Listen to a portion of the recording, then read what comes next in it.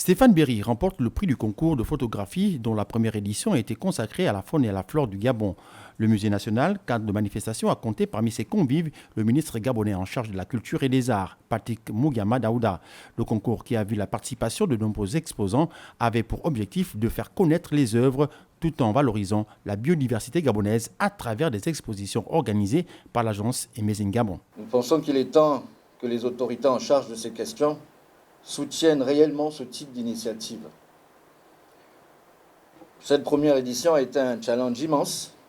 Puisque je me trouve debout devant vous à faire un discours, je puis affirmer que le pari est gagné. Outre le prix remporté par Stéphane Berry, d'autres distinctions ont été décernées, à l'exemple de Kevin Ovono qui a obtenu le prix spécial du public. D'autres comme Laura Versmart et Thierry Ricordo ont également été primés, toute chose qui a permis à Serge Abessolo, président du jury, de revenir sur les critères de choix. Le Gabon, notamment par la voix du chef de l'État, exerce un fort leadership en matière de diplomatie environnementale, de promotion de l'environnement. Et c'est une ambition nationale qui nécessite l'implication de ceux qui peuvent mettre en lumière ce Gabon vert. Il y avait deux catégories.